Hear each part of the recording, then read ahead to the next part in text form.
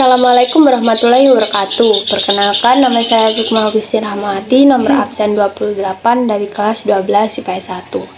Saya akan menjelaskan materi tentang peluang. Peluang adalah perbandingan antara kejadian yang diharapkan muncul dengan banyaknya kejadian yang mungkin muncul.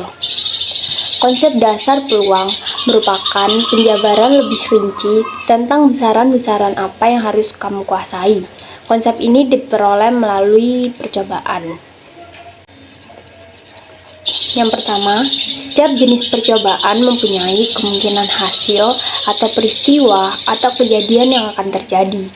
Yang kedua, hasil dari setiap percobaan secara pasti sulit ditentukan. Seperti ketika melempar satu keping mata uang logam, kemungkinan hasil yang muncul adalah gambar atau angka. Dan ketika melempar satu buah dadu, kemungkinan hasil yang muncul adalah mata dadu 1, 2, 3, 4, 5, dan 6. Ruang sampel adalah himpunan semua kemungkinan hasil yang didapatkan dari suatu percobaan. Ruang sampel biasa dinyatakan sebagai S.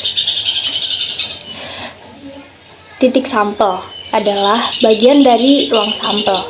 Contohnya adalah saat kamu melemparkan satu buah dadu, salah satu kemungkinan angka yang akan keluar adalah angka 4. Peluang kejadian, misalnya S adalah ruang sampel dari suatu percobaan dan setiap anggota S memiliki kesempatan muncul yang sama, dan K adalah suatu kejadian, maka peluang kejadian K adalah banyak anggota dalam kejadian K dibagi dengan banyak anggota dalam himpunan ruang sampel. Peluang komplement adalah peluang kejadian K, dan peluang kejadian K komplement sama dengan peluang kejadian K aksen. Adalah peluang kejadian bukan K, maka berlaku peluang kejadian K ditambah dengan peluang kejadian K komplement sama dengan 1. Peluang kejadian K komplement sama dengan 1 dikurangi peluang kejadian K.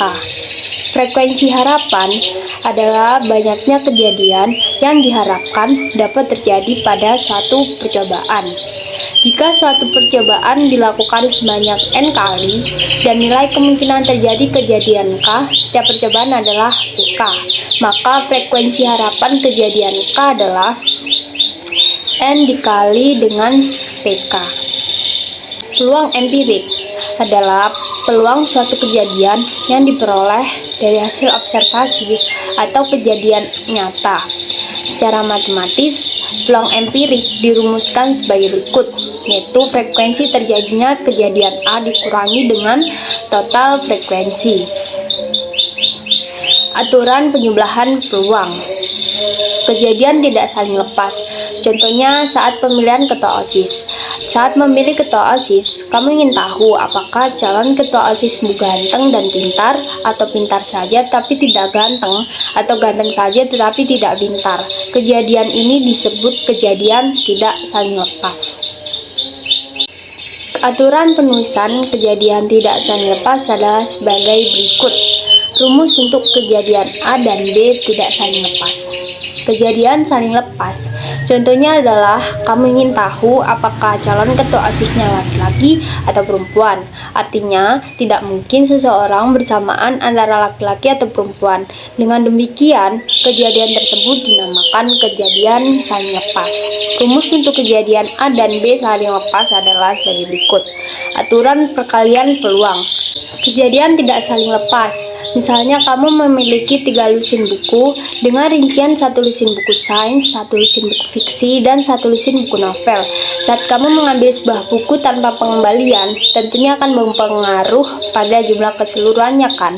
Artinya peluang pada pengembalian kedua berbeda dengan pengembalian pertama karena buku tidak dikembalikan kembali. Secara matematis, kejadian tidak saling bebas. Kejadian A dan B dirumuskan sebagai berikut. kejadian saling bebas. Tentunya kamu melemparkan koin dan dadu secara bersamaan. Kamu ingin tahu peluang munculnya koin bergambar angklung dan dadu bernomor 5. Jelas bahwa koin dan dadu tidak saling berpengaruh satu sama lain. Kejadian ini disebut kejadian saling lepas. Cara matematis, kejadian A dan B saling bebas dirumuskan sebagai berikut. Sekian materi yang saya sampaikan, semoga bermanfaat. Wassalamualaikum warahmatullahi wabarakatuh.